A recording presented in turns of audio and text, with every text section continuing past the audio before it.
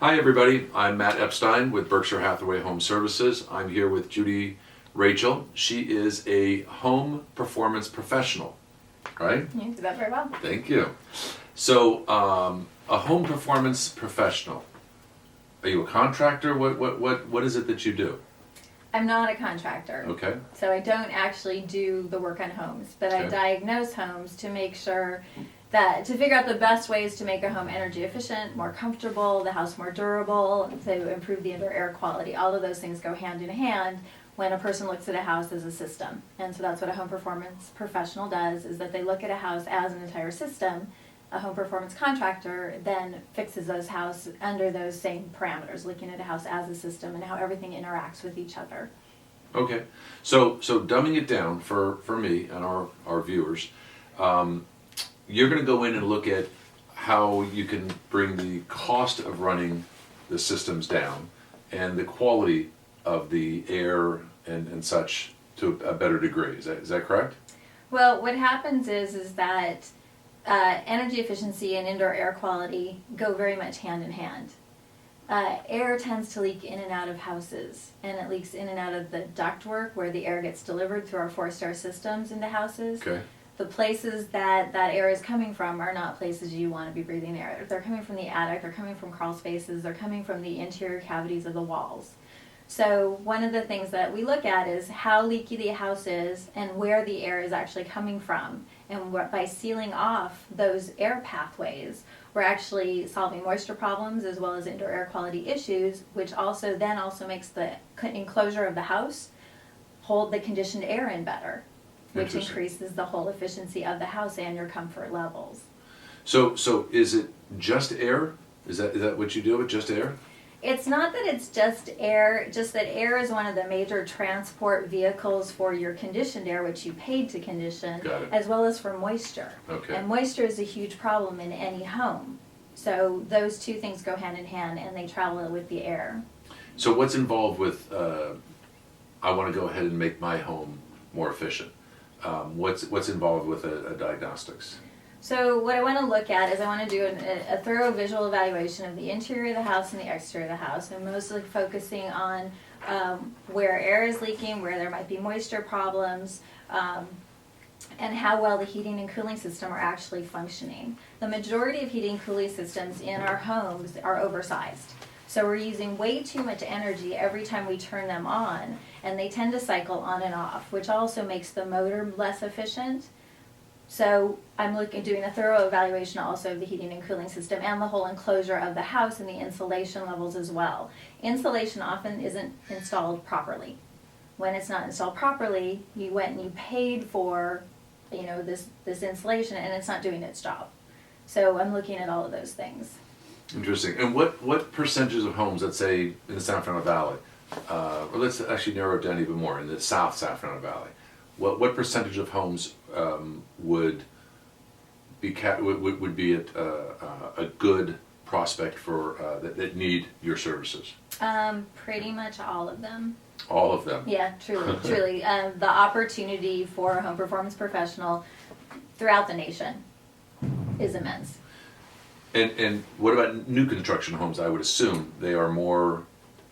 New constructions homes still have a lot of opportunity. Our building codes are pushing to make more homes energy efficient, make homes more energy efficient. They're pushing at a very low bar. So there's still a tremendous amount of opportunity, and the production contractors who are building the homes and even the custom home contractors aren't paying attention to the right details. And that's the biggest problem in making a home energy efficient, is paying attention to the proper details. So even our newer homes are still not coming in energy efficient. The heating and cooling systems are still oversized, the building enclosure is still leaky, and the insulation is still installed poorly. So even if a home is LEED certified, which is the new buzzword for energy efficient homes supposedly, they're not as energy efficient. They may be certified, but they're not. What's going on with the LEED certification is that there is this whole broad range of green measures. So many green measures have to do with the chemicals that might be brought into a home while a home is being built, the furnishings, the countertops. So there's this whole range of things, what the flow is of the water faucets, rather than what the actual plumbing layout is to get the water to the faucets more efficiently. So you're able to choose from this huge range of measures, and you're not necessarily choosing the ones that are creating the energy efficient home. They're creating a greener home. Got it. Does that make sense? It does. You go in and do a test. What does this take? 20 minutes, half an hour to It takes a good 8 hours. 8 hours to do a home. What size of home is that?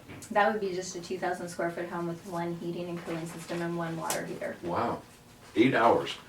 And you're up in the attic?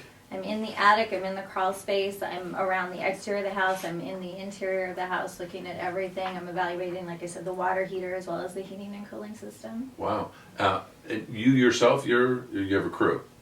You're in the crawl space yourself? Yeah, it might take me 6 or 7 hours if I had a second person to help me out. And what does it cost to get a ranging cost for your services? So for a 2,000 square foot house with one heating and cooling system, one water heater, so not too complicated of a house, the lowest that I charge is $825 to go out to the house. $825. And then, so you're saying most of the homes in this area could use your service. So you spend $825. What does it cost now to retrofit the house and to make the changes? Once that's A range. Well, and that's where I'm not a contractor, so I'm very hesitant to throw prices out there. I'm going to say $15,000 at the low end, up to it so depends on the complexity of the house. It depends on the accessibility of the attic or crawl space. And it also depends on what was found, what measures we need to take to upgrade a house. So let's say it's $15,000 to $25,000 to fix the problem. How much in energy savings is somebody going to see by doing something like that? So one of the other things that I look at when I look at somebody's house is I do what's called a utility bill disaggregation. I need to see 12 consecutive months of their utility bills, and that way I can see how much energy they're using from those utility bills, and then also what price they're paying for that. So from that, I can then tell basically how much it's costing you for your lighting, for your, so not specifically, but what we call base load. So it's all those things that you need to just live, your refrigerator, your lighting, your computer, your entertainment center, all those kind of things. Then the other portion of your energy usage is your heating and cooling. Okay. So that's your seasonal usage. So I can separate those out. So your base load is very much occupant behavior. So that's those things like, changing your light bulbs or unplugging things when you're not using them, turning lights off. So that's occupant behavior. I can't have a whole lot of effect on occupant behavior.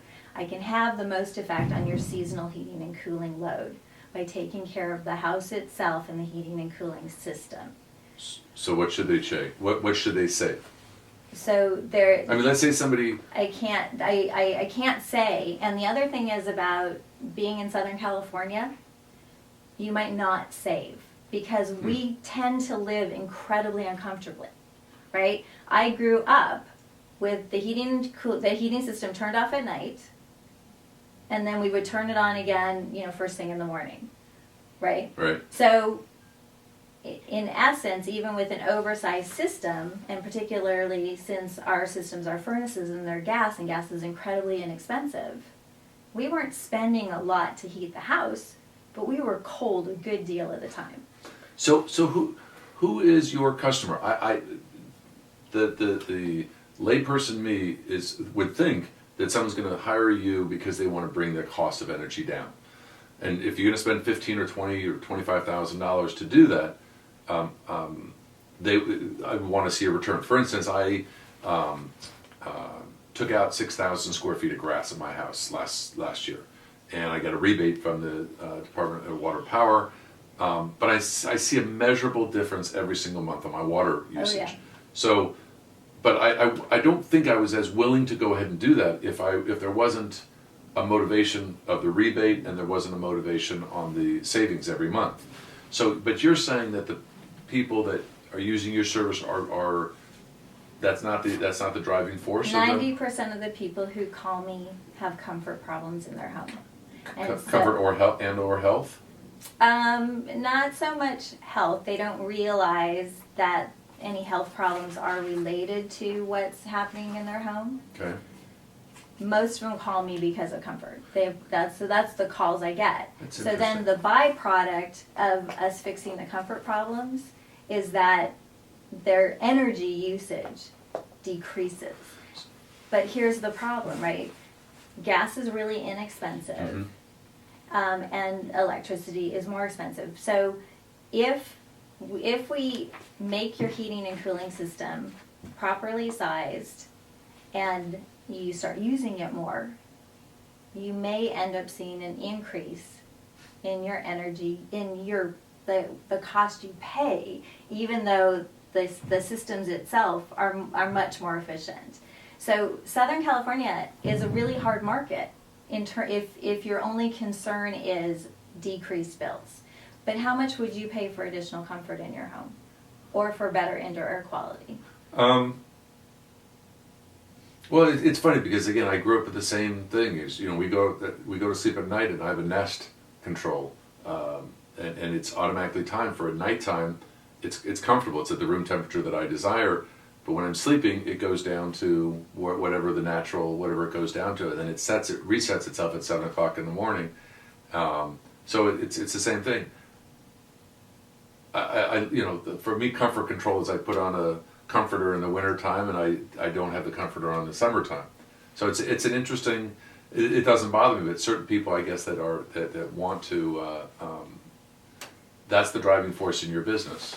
Out here, for the most part, it is the driving force is comfort issues. Is that we can make a house way more comfortable, so that you don't have to have that comforter. Interesting.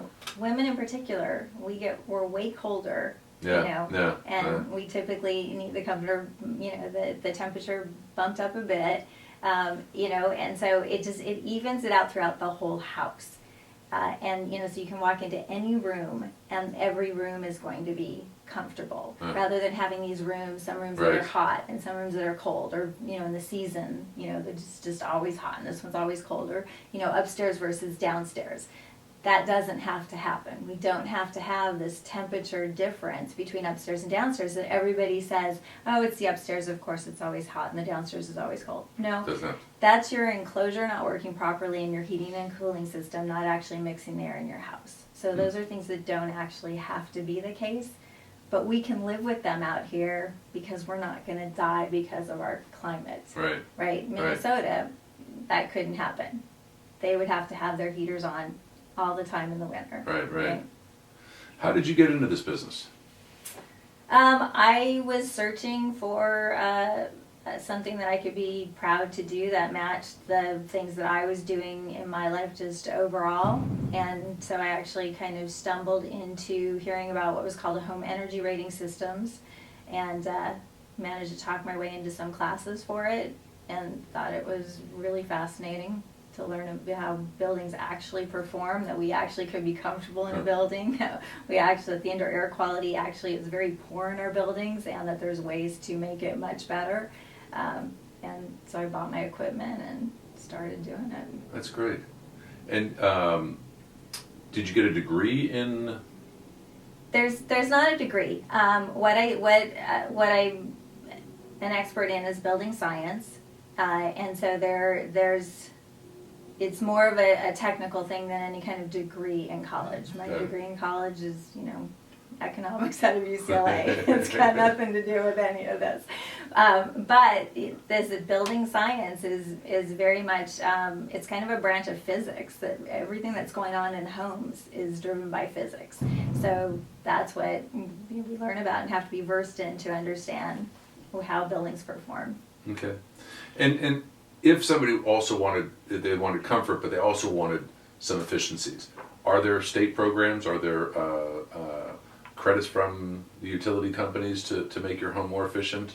There are some individual measures through the various utility companies for replacing various pieces of equipment. So your cooling your outside cooling condenser, possibly your air handler, water heaters. None of those are targeted or based in building science. They're based in manufacturers' efficiency ratings, and manufacturers' efficiency ratings don't correlate to how they're installed in your home. So they're not, the money's not being very well spent and it's not the best solutions for homeowners. There's also a program out there right now that is called the Home Upgrade Program, so contractors have to be trained in building science in order to participate in the program, and I've been one of the lead trainers for that. And it's been incredibly disappointing. The program has kind of that same utility problem in that it's not incentivizing the contractors to even tell homeowners what the best solutions are for their homes. It's kind of incentivizing contractors to help homeowners get the biggest incentives, which do not necessarily correlate with what's best for their home. Interesting. Yeah, it's very interesting. Yeah. And why the lack of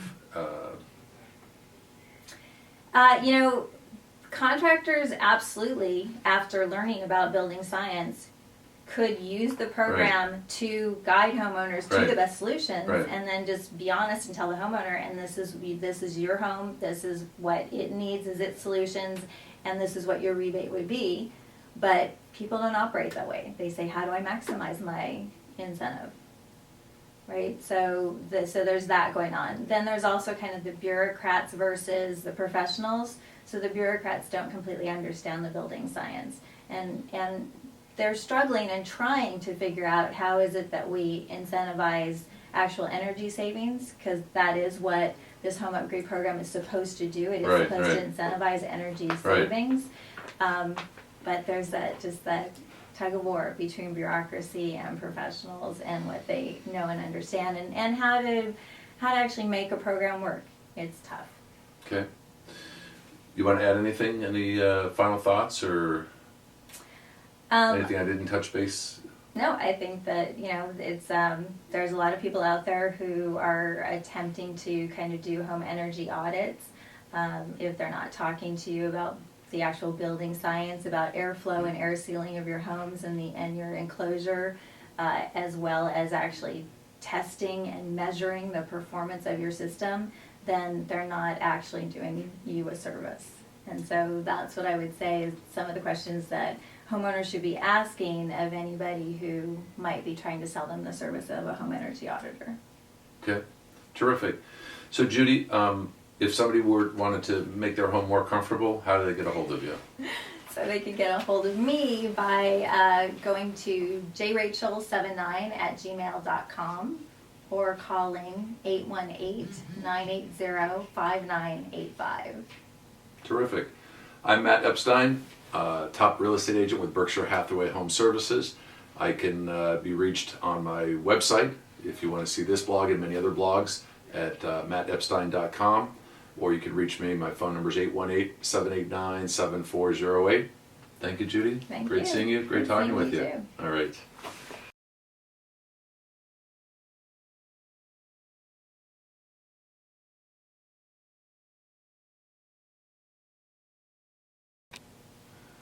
Thank you for tuning in, and look forward to next Real Talk with Matt Epstein.